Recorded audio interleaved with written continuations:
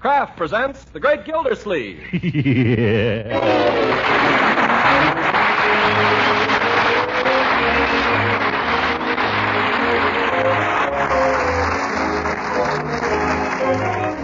Kraft Cheese Company will also bring you Bing Crosby every Thursday night. Present each week at this time Harold Perry as The Great Gildersleeve, written by John Wheaton and Sam Moore.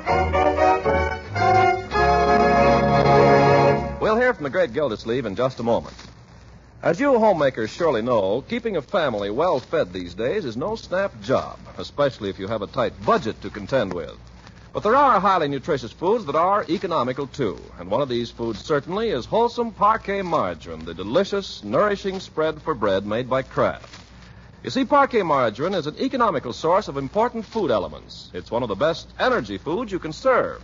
And besides, it's a reliable year-round source of vitamin A because summer and winter, every pound contains 9,000 units of this important vitamin. Now, parquet margarine is no ordinary margarine. Parquet margarine is made by Kraft to the same high standards as all of Kraft's fine foods. You'll find Parquet's quality is reflected in its delicate, appetizing flavor. So, for flavor, good nutrition, and economy, start serving Parquet margarine tomorrow. Yes, ask your food dealer for Parquet, P-A-R-K-A-Y. Parquet margarine, made by Kraft.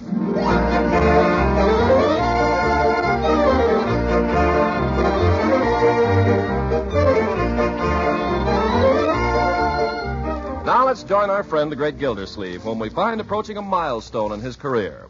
As water commissioner, he's been invited to make his first public address before a meeting of the Summerfield Women's Club. With the occasion only a few hours off and not a word of the speech written, time is getting a little short, and so is the great man's temper. Come on. Where's breakfast? Where's my coffee? It's coming, Uncle Mort. Well, hurry it up. I need my coffee. I got to have my wits about me today. What's the rush, Unc? It's only 7:30. I got to get down to the office. I got a million things to do. Got to get a haircut. Got to write a speech. By the way, Marjorie, did you send my cutaway out to be pressed? Did you want it pressed? Oh, my goodness. But you didn't say you were planning to wear your cutaway. Well, I'm certainly not planning to address the women's club in my shorts. Oh. Well, all right. Keep your shirt on. I'll have Bertie send your cutaway out this morning. Oh, and see that she gets it back. I got to have it back here by this evening. I know. I don't know what comes over women. They want you to make a speech, and they don't let you know till the day afterwards. Maybe they were hoping they'd get somebody else. Oh, thank you, Leroy. Thank you very much. That's no way to talk. Well, I don't see what you're so steamed up about anyway, Unc. After all, it's just a bunch of dames. Not dames, young man, ladies. Besides, this is my first speech. It may be very important to me. Why, it's likely to be written up in the newspaper. Yeah, the Indicator. Who reads that? Hasn't even got skeezicks in it. Skeezicks. Well, there's no telling what this speech may lead to, young man. After all, it's no small honor to be singled out of all the prominent people in this town to address the women's club. Is it, my dear? I think it's wonderful, and Leroy shall be very proud. There. Bertie! Oh, where is that woman? She's trying to hurry, Uncle Mort. Always remember, young man, I may be only water commissioner of this town now, but William McKinley was a water commissioner once, and he ended up in the White House. Remember that. You want something, Mr. Gildersleeve? The coffee. Where is it, Bertie? I've got just half an hour to get to the White House. I mean the office. Coffee's on the fire, Mr. Gildersleeve, but it seems like the water just don't want to boil this morning. Must be something wrong. Yeah, something wrong with your alarm clock, Bertie. Well, I've got to go. Won't be but a minute, Mr. Gildersleeve. As soon as the water boils. I haven't got time to sit around here waiting for water to boil. Who am I, James Watt? No, William McKinley. Very amusing, Leroy. Very amusing. Perhaps it would amuse you further to go down and clean out the furnace. I didn't get time to do that this morning. Where's my briefcase? But, Uncle Mort, you can't go off without breakfast. No time. I've got a speech to make. Here's your briefcase. Button up your coat. Thanks. I've got to hurry. Have I got everything? Where's my hat? On your head. Oh, pretty late. I guess I better drive down. Shall I back the car off here, Unc, shall I? Yes, do that. No. Don't ask me that again. But I can do it, Unc. I told you what you can do. Clean out the furnace. Oh, about the car, Uncle Mort. Yes? What about the car? I had to drive it to the plant yesterday. I missed the bus. You may find it a little low on gas. How low? Well, I couldn't start it last night. This is a fine time to tell me. Oh, that's women for you. Get up in the morning, no coffee, have to make a speech, no cutaway, start to work, no gas. I can see there's only one way I'm going to get anywhere today. What's that? No women.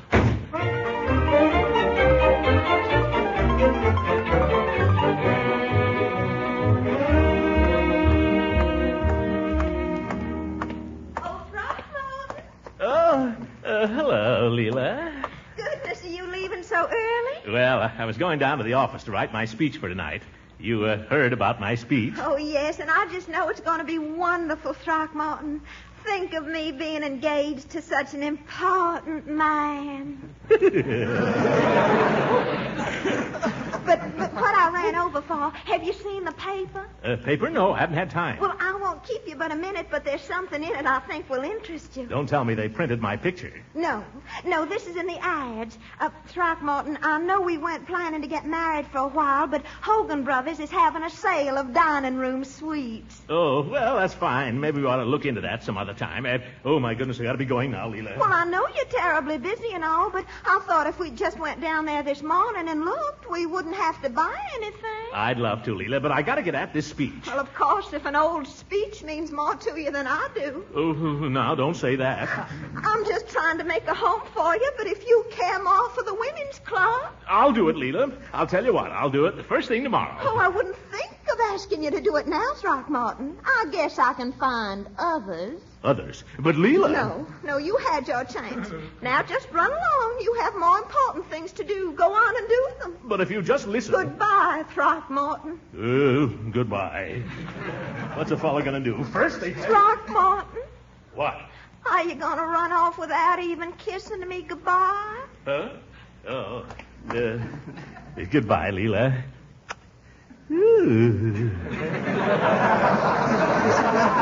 Goodbye, honey. Goodbye, Throckmorton. Write a nice speech. If I can ever get at it.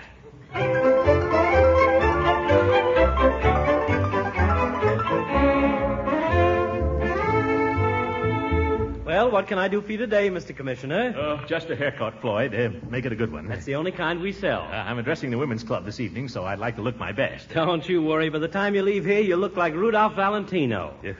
How have you been? Well, Floyd, did you ever have one of those days when women just seem to get in your hair? Did I? Now, you take this morning. I got up... This morning, take last night. I come home tired from work, and what do I find? No dinner. Wife got in just ahead of me, been out playing bridge all afternoon. Well, it was dearie this and dearie that, and you sit down and I'll warm you up some nice supper. By the way, I knew she'd lost. $1.15 to be exact. Well, it wasn't $1.15. It's the idea, you know. Guy comes home tired from work. What does he find? No dinner. Wife's been out playing bridge all afternoon. Is that any kind of a life for a man? I ask you. Well, in my own case, it's a little different. Sure, it's the same with all of us. Man comes home at night, all he wants is a little peace and quiet. What does he get? No dinner and a lot of talk. I don't know what it is about women. Now, you take me. I'm not exactly the silent type. I'll pass the time of day with anybody, never too busy to say hello. But there's times when I just like to sit and think, you know. This wouldn't be one of the times, would it? After all, it wasn't the $1.15. I told her, I said, it's not the $1.15. It's the idea of a guy comes home at night. What does he get? No dinner. Oh, hello, Judge. Morning, Floyd. Getting a haircut, Gildy? No, an autobiography. Make it snappy, will you, Floyd? I've got to get down to the office. Right with you, Judge. Got to get Mr. Gildersleeve in the pink. He's addressing the women's club tonight. Oh, are you, Gildy? So am I. They didn't tell me you were speaking, Judge. Well, they didn't tell me you were. As a matter of fact, they were planning to have Tim Abernathy, but he dropped out. I guess they put you in the last minute. Oh, is that so? But don't let it worry you, though. Ever made a speech before, Gildy? No. Well, nothing to it. Only thing to remember is don't get nervous. Who's nervous? There's one other thing you have to remember. What's that? This speech. Yes.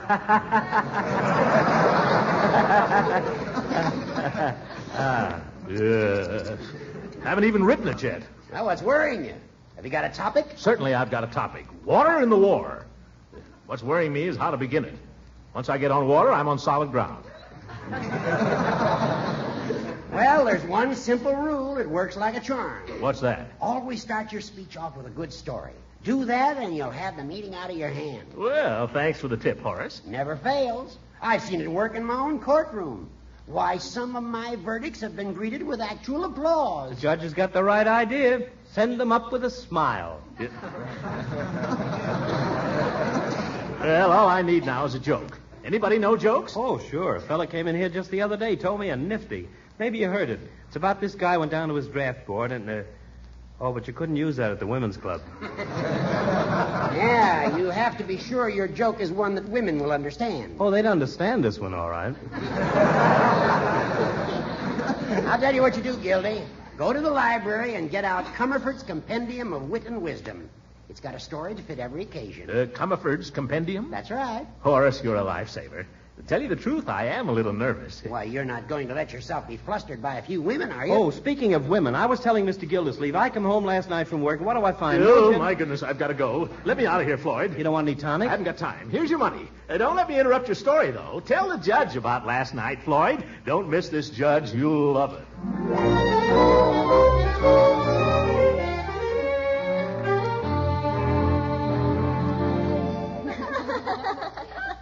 Imagine anybody named Throckmorton P. Gildersleeve. This must be it, though. It says water department on the door. It's locked. Maybe this is him coming. Well, good morning. Hello, honey. You young ladies waiting to get in here? I think so. Are you Mr. Gildersleeve? Yeah, that's right. Did you advertise for a secretary? Oh, my goodness, yes, I forgot all about that. All three of you? Yes. I have a letter. Fine. Come in the office, won't you? Oh, the door's locked. Of course, silly of me. I locked it myself. See if I can find the key here now. Sorry to keep you waiting out here. As a matter of fact, I've been over to the library. We usually open here promptly at 9. There we are. Go ahead. After you. Thank you. Sit down, won't you? All of you. Well, I can see this is going to be a difficult choice. If you're all as talented and efficient as you are, let's get down to business. I suppose I ought to ask you some questions, but I'd like to try something on you first. Incidentally, this may give me some idea of whether you have a sense of humor or not. Because I think a sense of humor is very important in a secretary, don't you? Oh, yes. Yeah.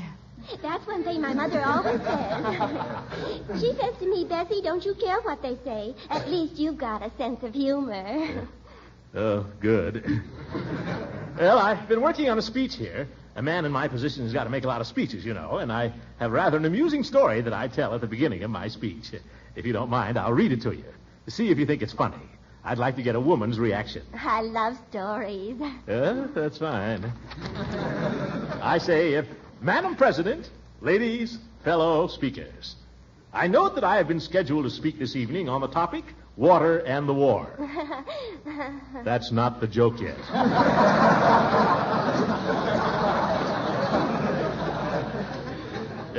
Speaking of water, I am reminded of a seafaring man who, while traveling in the West Indies, purchased an expensive parrot as a present for his wife. Not yet. When he returned from his voyage, he inquired, "Well, dear, how is the bird I sent you?" To which she replied, "It was the toughest bird I ever ate." "My goodness," exclaimed the sailor. "Don't tell me you ate that bird." He was a very intelligent parrot. He could speak in 17 languages. "Well," replied the wife, "why didn't he say something?"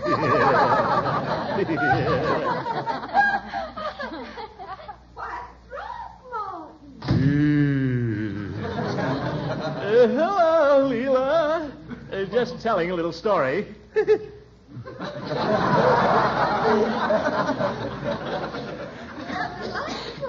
I hope I'm not intruding. Intruding? Oh, not at all. Come in. These young ladies were very kindly helping me with my speech. How nice. Honest, they were. Well, aren't you going to introduce us? Oh, well, I don't really know their names, as a matter of fact. I just found them here when I arrived this morning. I mean, they were waiting for me. Weren't you, girls? Yes, my name's Irene. Mine is Ethel. My name's Bessie. Oh, yes. Ethel, Irene, and Bessie. Yes, how do you do? My real name's Elizabeth, but my friends call me Bessie. Her real name's Elizabeth, but her friends call her Bessie. Look, girls, I wonder if I could ask you to come back a little later, after lunch. Sure, be glad to. Oh, gracious, don't let me stand in the way of your taking them to lunch, Throckmorton. Now, Leela, don't you misunderstand. Please, girls, after lunch. See you later, Mr. Gildersleeve. Leela? Yes, Throckmorton? Leela, say something. Don't just stand there and look at me like that. I can explain, Leela. It's not what it looks like. I was just trying to hire a secretary. Well, don't you believe me? Oh, yes, I believe you. Then what are you crying about? 'Cause I'm such a problem to you, Throckmorton. I don't want to be, but I you're not a problem at all, darling. You're sweet. No, I'm not. You're sweet. You're sweet, and I'm awful. No, you're not. You're not a bit awful. Yes, I am. I'll come down here when you've got this big, long speech to write and everything. And all I do is interrupt you and ask you to go to Hogan's with me and look at furniture. Yeah, now. You don't want to feel that way about it. It's all right. I don't mind. Don't you? No. You mean you'll do it? Do what? Go to Hogan's with me and look at furniture? Oh, all right.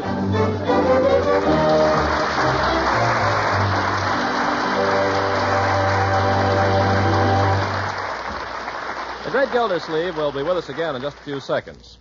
You know, I take my hat off to you homemakers who have the knack of taking simple, everyday foods and making something pretty special out of them. That's an important knack to have these days, too. Well, here's a tip. You can add extra flavor to all kinds of foods with wholesome, economical parquet margarine, the delicious, nourishing spread for bread made by Kraft. You see, the delicate, appetizing flavor that makes parquet margarine such a delicious spread for bread makes it grand for cooking, too. Yes, let parquet melt over hot vegetables to make them extra tasty. Use parquet as a flavor shortening when you bake cookies or cakes and pie crusts. And use parquet for pan frying. It makes pan-fried foods taste better because it tastes so good itself. And besides, parquet margarine adds nourishment to meals. It's an excellent energy food that helps provide important vitamin A. So get acquainted with delicious, economical parquet margarine tomorrow. Just ask for Parquet. Parkay. Parquet margarine made by Kraft.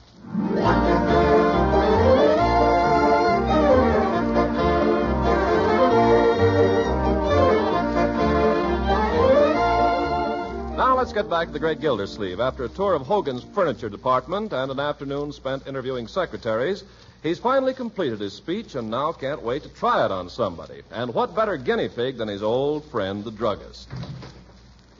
Hello there, Mr. Gildersleeve. Oh. Hello, Peavy. And how can I best serve you this afternoon? Peavy, come here. Do you enjoy hearing a good story? Oh, I should say I do, Mr. Gildersleeve. Now, don't get excited. I just want to know if you enjoy a humorous anecdote. Oh, well, I do like a nice quiet chuckle now and then. A quiet chuckle is not what I'm after. Now, I've got to address the Summerfield Women's Club tonight, and I'm going to start off with a funny story. You are? Yes. Well, Mrs. Peavy will be there to hear you. Oh, good. She enjoys a humorous story, too, although you might not expect it of her. Her laughter is of the silent variety. Yeah. Tell her to sit near the back, will you? What I came in here for, Peavy, was to tell you my opening anecdote. I think you'll like it. Oh, I'd like to hear it. All right. It goes like this. I am reminded of the seafaring man who, while traveling in the West Indies, purchased an expensive parrot and sent it home to his wife as a present. When he returned from his voyage, he inquired, "How is that bird I sent you?" His wife replied, "It was the toughest bird I ever ate." "My goodness," exclaimed the sailor, "don't tell me you ate that bird. He was a very intelligent parrot and could speak 17 languages. "Well," replied the wife, "why didn't he say something?" "Well," replied the wife, "why didn't he say something?" "Well?" Well, why didn't he say something?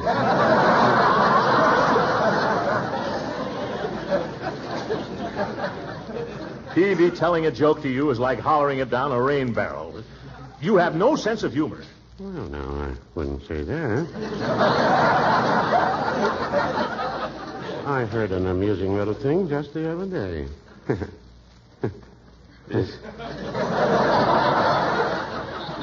By George, I'd like to hear it. What was it? Well, I don't know whether it was what the fellow said or the way he said it, but it certainly tickled my funny bone. It must have been uproarious. Well, no, I wouldn't say it was uproarious.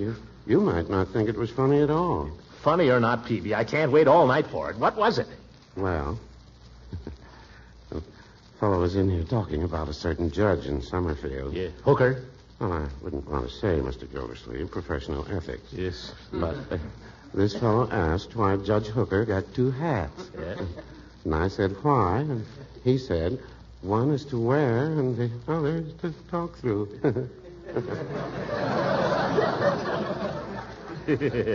That's all right, Peavy. It's all right. Thank you, Mr. Gildersleeve. I thought it was pretty good myself. It's not that good, but I'm politer than you are. Goodbye.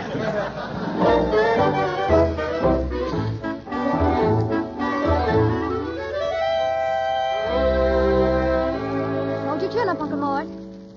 There. Is it tied? Perfect. Now, let me look at you. You look very distinguished.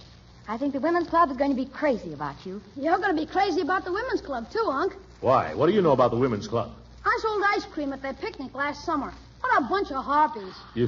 Boy, you're just making Uncle Mort nervous. And that Mrs. Pettibone that runs it. Wait till he gets a load of her. She'd make anybody nervous. Leroy, would you mind going someplace else? I'm just trying to tell you what you're up against, Unc. Well, don't. I don't want to know. I just want to get it over with. My stomach's upside down as it is. Now, don't you worry, Uncle Mort. I'll be sitting right beside you. And if you forget your speech, well, I'll prompt you. I'll forget my speech, all right. Maybe I ought to run through it once more before dinner, huh? Yes, why don't you? I've got to go upstairs and dress, though.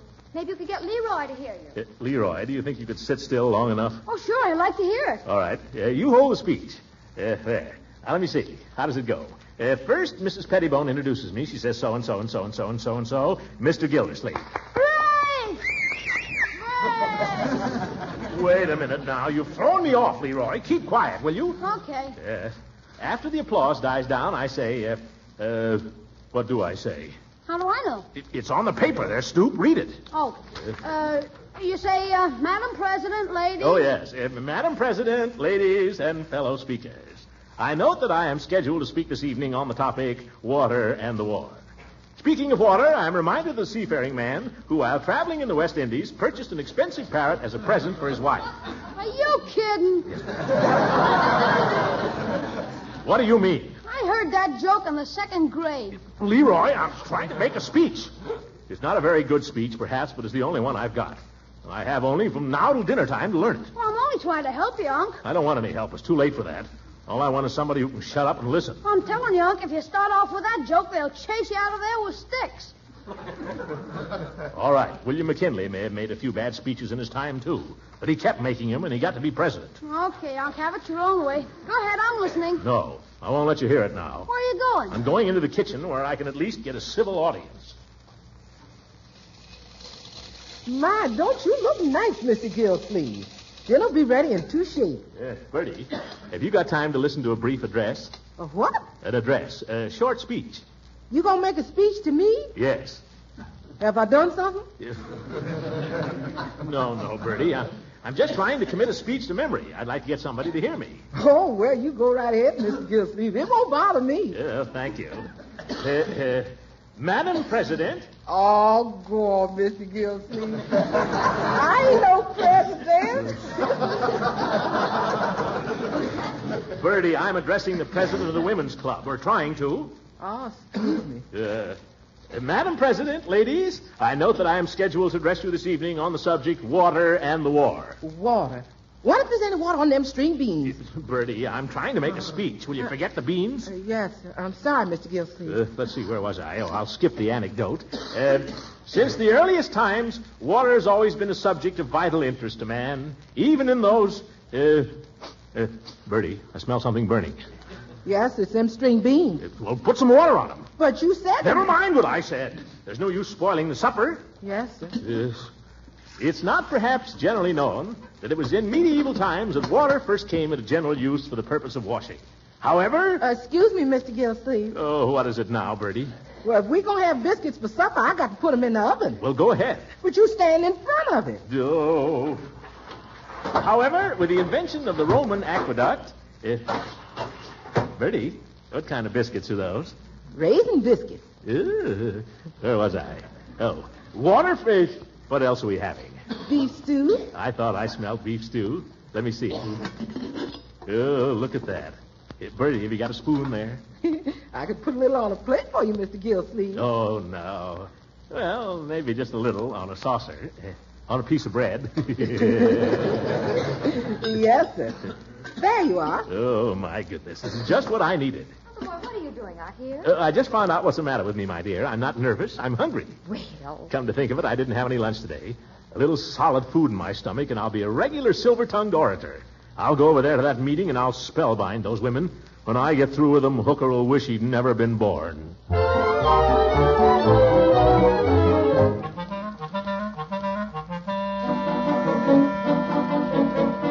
And so, ladies, I feel I can truthfully say that now, more than ever, it is the husband's duty to show his wife special consideration. Yeah, look at the old goat. Your turn next, Uncle Mort. In conclusion, I am reminded of the seafaring man who, while traveling in the West Indies, purchased a very expensive parrot and sent it to his wife as a present. What's he... Hooker. When he returned from his voyage, he said to her, how is that bird? The bird? The old goat stole my story. Well, it's just a story. Tell some of the story. What other story? I can't think of one. I can't even think of my speech now. Intelligent parrot, and he could speak 17 languages. 17? Well, replied the wife, why didn't he say something? Oh, listen to that. I could have told it better. What am I going to do now? Uncle Mort, couldn't you just skip the story and start in the middle? I'd rather skip the whole speech. Can't we get out of here? Thank you, Judge Hooker. Now, before we go on to the next speaker, is our finance chairman here tonight? I'll kill Hooker for this. Now, keep cool. Isn't Mrs. Green here this evening? Wait a minute. I can tell a joke on Hooker. What? I'll fix him. It's a little thing that Peavy got off this afternoon. Why does a politician have two hats? Yeah, fits Hooker perfectly, my dear. Well, I'm afraid our finance chairman isn't here, but I've seen her report, so I can tell you the wonderful news. For the year 1942, the club had the smallest deficit since 1939. I wish I had a drink of water. You'll be all right as soon as you get up there. Shh, here we go. Now watch me give it to Hooker Now, now. ladies, our last speaker of the evening. It is my pleasure to introduce one of the most important men in Summerfield's city administration. Our water commissioner. Well. Mr. Gildersleeve is no ordinary politician. Incidentally, a politician, as you may have heard, is a man with two hats. One to wear and one to talk.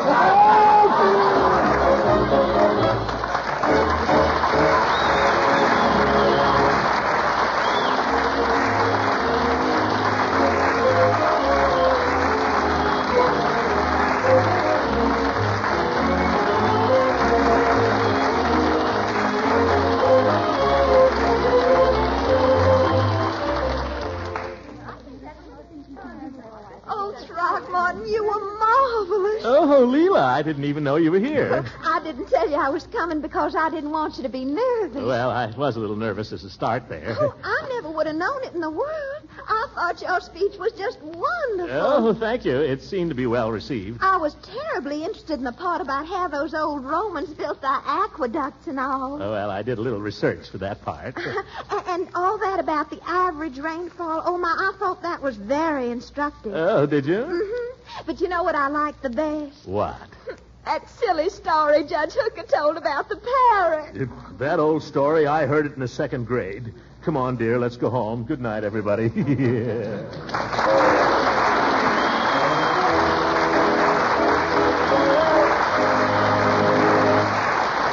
Original music heard on this program was composed and conducted by Billy Mills. This is Ken Carpenter speaking for the Kraft Cheese Company and inviting you to listen in again next week for the further adventures of the great Gildersleeve.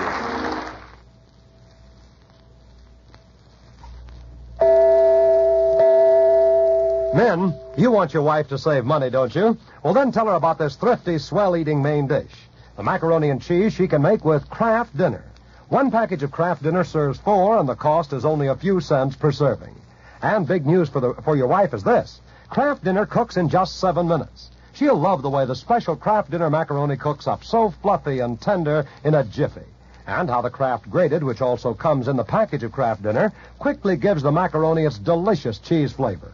Yes, sir, Kraft Dinner is a triple attraction. Downright good tasting, fast to make, and economical. So ask your wife to get some Kraft Dinner soon. It's wise for her to order it early in the week. That will help her food dealer with his supply problem. This program has reached you from Hollywood. This is the National Broadcasting Company.